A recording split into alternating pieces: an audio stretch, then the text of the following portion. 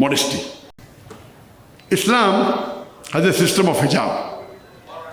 People normally talk about hijab for the woman. Allah subhanahu wa ta'ala in the Quran first talks about the hijab for the man and then for the woman.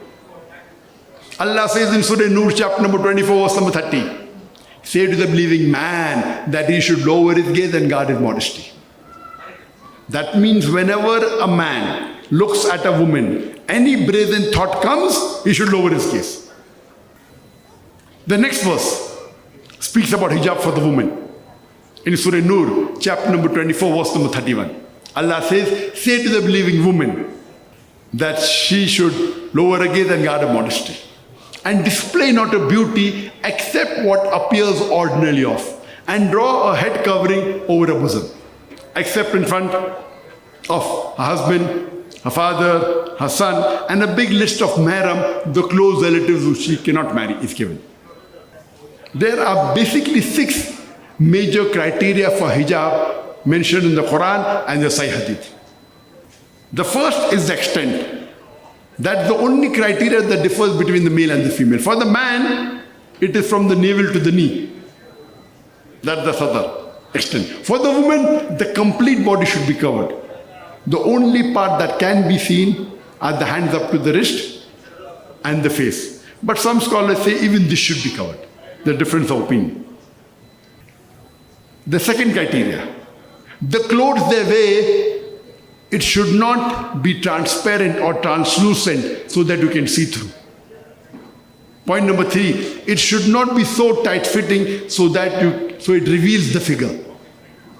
Number 4, it should not be so glamorous so that it attracts the opposite sex. Number 5, it should not resemble that of the unbeliever. You can't wear a cross which is a sign of Christianity. You can't put a tika vermilion which is a sign of Hinduism. And the 6th is, you should not wear clothes that of the opposite sex. Women should not wear clothes that of the man. Man should not wear clothes that of a woman. These are the basic 6 criteria for hijab. After this, first hijab for the man, lower his gaze, then for the woman. After this, the Islamic Sharia says, if any man rapes any woman, capital punishment, death penalty. People say, death penalty? In this age of 21st century, Islam is a barbaric religion. It's a ruthless religion.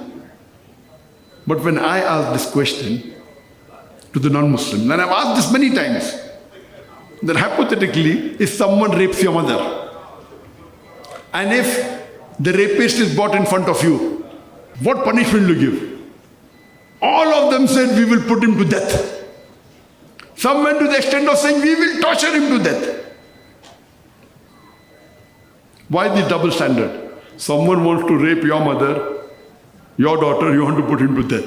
Someone raped somebody else's daughter, you said death penalty is a barbaric law. There was one smart Alex in America, when I had gone to America. He told me, Dr. Zakir, I will give him imprisonment for 7 years. So I said, do you know the statistics of America? Out of those people that are imprisoned, and when they are let free, more than 90% again rape. So if you want your mother to be raped again, you are most welcome. I don't want. This is the statistics. If you see the statistics of America, do you know one of the countries which has the highest rate of rape is America, USA? According to the FBI statistics of 1990, I'm saying that because that time I started giving lectures. Then I'll give talk today. 1990, according to FBI statistics, 102,555 cases of rape took place. And they said only 16% were reported. Means if you want the full amount, you multiply by 6.25. That means 640,968 rapes took place in 1990 alone. That means every 50 seconds, one rape is taking place. If you read the statistics of US Bureau of Justice of Crime, see, both are different. the government always want to show there's less rape. But an independent survey shows more. The other survey says that so if you calculate, it comes to every 50-second one rape. The other survey says every 32 seconds one rape is taking place.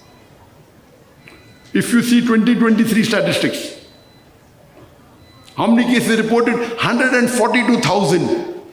More than 142,000, that means they got bolder. It was 102,555, now it is 142,000 plus. In the few years, the American got more bold. And if you calculate this new statistics of FBI, it comes to close, again, 32 seconds, one rape. I am here since the last about more than an hour on the stage. More than one, I'm for 1 hour 10 minutes on the stage. Already more than 60 rapes may have taken place since the time I'm on the stage. 60 rapes? I'm asking you the question. If you implement the Islamic Sharia, that the man, whenever he looks at a woman, any brazen thought comes, he should lower his gaze. The woman, the complete body should be covered. The only part that can be seen are the face and hands up to the wrist. And after that, if any man rapes a woman, capital punishment, death penalty. I'm asking the question, will the rate of rape in USA, will it increase? Will it remain the same or will it decrease? It will decrease. It's a practical law. You implement the Sharia and you get results.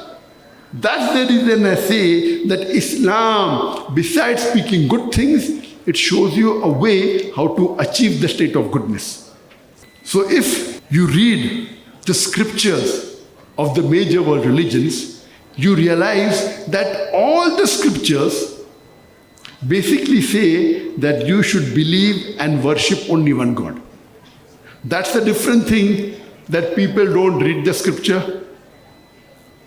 The religious leaders of many of the religions, they misguide them. So if you read the scripture yourself and understand it, you realize that there is only one God and He alone should be worshipped.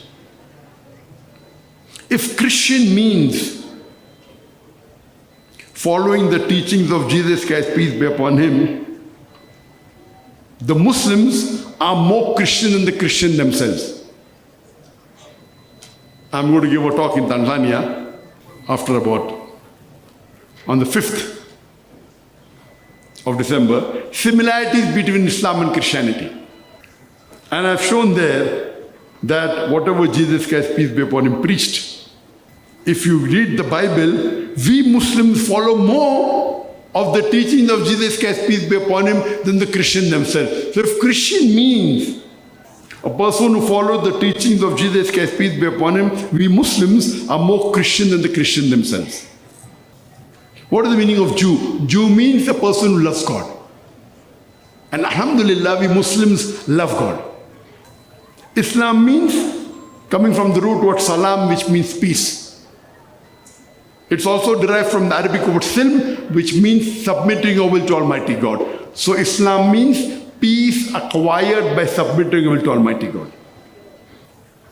So if you read the scriptures of the major religions, you can talk with your non-Muslim friends, and the Muslims and non-Muslims can get together and agree to follow what is common. The world will be a much peaceful world. I would like to end my speech by reciting the verse of the glorious Quran, or Surah Asr, chapter number 103, verse number 1 to 3, which says, Wal Asr, Innal insana lafi khusr, illa alladhina amanu wa amilu salihati wa tawasaw bil haqq wa tawasaw bis sabr. By the token of time, man is verily in a state of loss, except those who have faith, those who do righteous deed, those who exhort people to truth, and those who exhort people to patience and perseverance. Wa akhir dawana alhamdulillahi rabbil alamin.